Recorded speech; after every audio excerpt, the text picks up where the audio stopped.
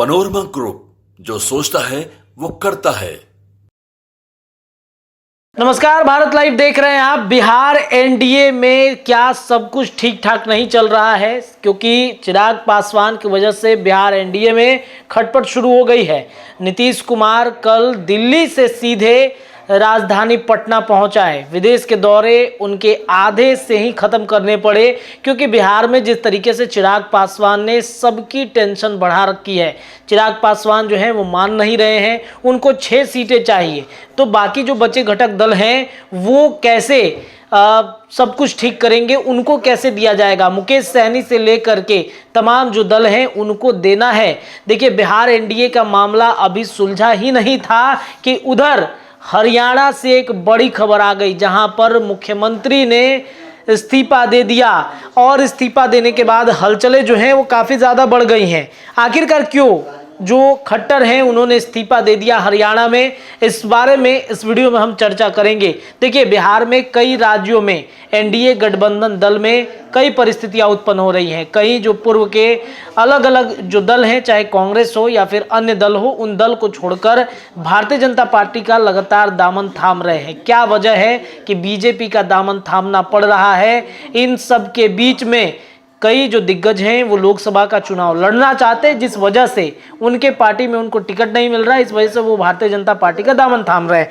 हरियाणा में सरकार आखिरकार क्यों बदल गई? हरियाणा के विधानसभा के चुनाव महज 6 महीने के अंदर होने थे। पहले सरकार 6 महीने के अंदर बदल गई। भाजपा अब अकेले ही निर्दलीय विधायकों के साथ सरकार बनाने की प्लानिंग में है। सीएम मनोहर लाल खट्टर ने भाजपा और निर्दलीय विधायकों की मीटिंग की, फिर राजभवन जाकर सीएम पद से इस्तीफा दे दिया।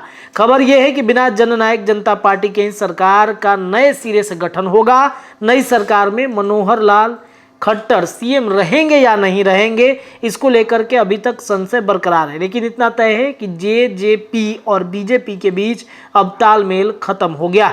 हरियाणा में विधानसभा की कुल 90 सीटें हैं। 2019 के चुनाव में भाजपा ने 41 सीटों पर जीत हासिल की थी। उसमें जादुई आंकड़ा के लिए 46 विधायकों की जरूरत है। कुल मिलाकर 7 निर्दलीय विधायक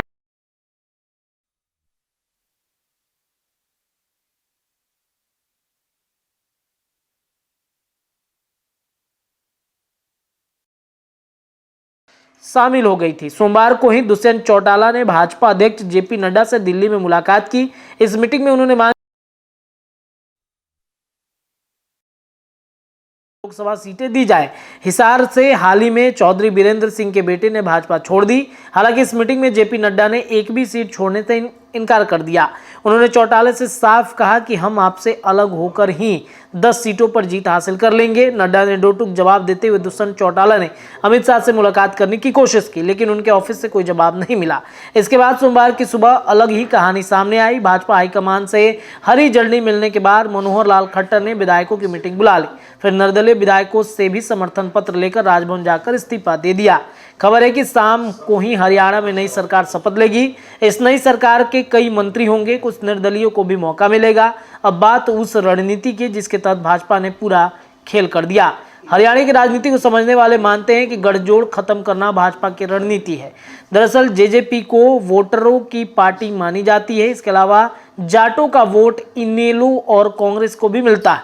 ऐसे में भाजपा की रणनीति है कि जेजेपी को भी अलग कर दिया जाए, तब जाके वोट बढ़ जाएंगे। इस तरह जाट वोटर जब 4 हिस्सों में होंगे तो गैर जाट मतदाताओं के सारे भाजपा फिर से सत्ता हासिल कर लेगी और लोकसभा में उसे बड़ा फायदा होगा। एक तरफ बिहार में सरकार को लेकर कई परिस्थितियां बन रही हैं, दूसरी तरफ हरियाणा में मनोहर लाल खट्टर ने इस्तीफा दे दिया है।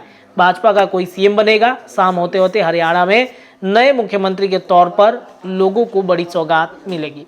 इस खबर में इतना ही, लेकिन बिहार और देश भर की राजनीति के लिए जुड़े रहिए भारत लाइव के साथ। धन्यवाद। पनोरमा ग्रुप, जो सोचता है वो करता है। अगर ये वीडियो पसंद आई और वह बिहार के राजनीति और बिहारियत से सरोकार रखेनी तो सब्सक्राइब बटन दबा के चैनल के सब्सक्राइब कर ली। ओजे एगो घंटी बा, ओकरा बटन दबा देला से कुल सटीक और मारक खबर रुआ मुफ्त में मिल जाई।